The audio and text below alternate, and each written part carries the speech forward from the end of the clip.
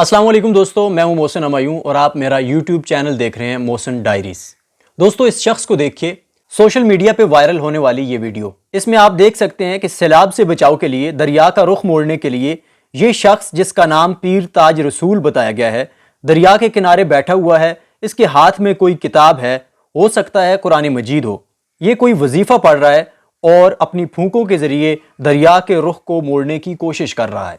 अब इस जाली पीर के साथ हुआ क्या?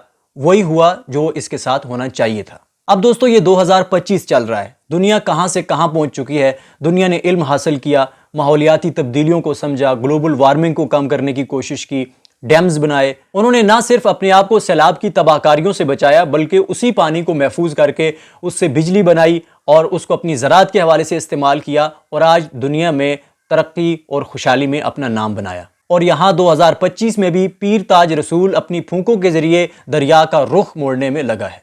अब इस जाली पीर के साथ क्या हुआ, ये दूसरी वीडियो देखिए दोस्तों। ये पीर अपने मरीदों के साथ दरिया के किनारे खड़ा है और अपने वजीफे के जरिए दरिया को आगे बढ़ने से रोक रहा है। अपने साथ साथ अपने मरीदों को भी डुबोने की पूरी कोशिश करने में मसरूफ है।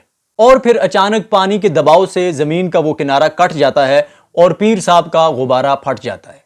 पीर साहब को दरिया अपनी लपेट में ले लेता है और फिर उसका एक मुरीद बड़ी तेजी के साथ पानी में छलांग लगाता है और अपने पीर साहब को बाहर निकाल लेता है।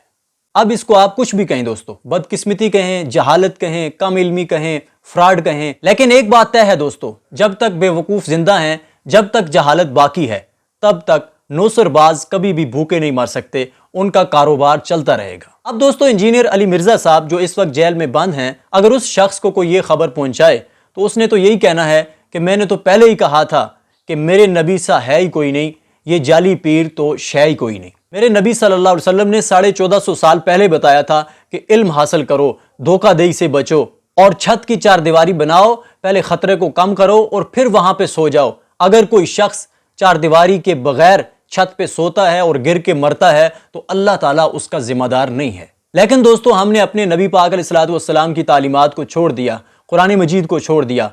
हमने इल्म हासिल नहीं किया, हमने ग्लोबल वार्मिंग को नहीं समझा, हमने मौसमियाती तब्दीलियों, वो जो हदीस पाक में आता है कि चार दीवारी बनाओ, हमने इन मौसमियाती तब्दीलियों से बचाव के लिए, सैलाबी पानियों से बचाव के लिए हमने चार दीवारियां नहीं बनाई, हमने डैम्स नहीं बनाए। और नतीजा हमारे सामने है दोस्तों। एक शख्स दरिया के किनारे खड़ा है और अपने फूंकों से दरिया का रुख मोड़ रहा है और एक हजूम उसके पास खड़ा इस इंतजार में है, इस यकीन के साथ कि अभी ये करिश्मा हो जाएगा। लेकिन अल्हम्दुलिल्लाह उनका पीर डूब गया और अगर मुरीदों ने अकल से काम लिया तो उनका बेड़ा तर गया और सोशल मीडिया के जरिए बहुत सारे दीगर लोगों का बेड़ा भी तर गया और जाली पीरों का प्रोग्राम एक बार फिर से बढ़ गया।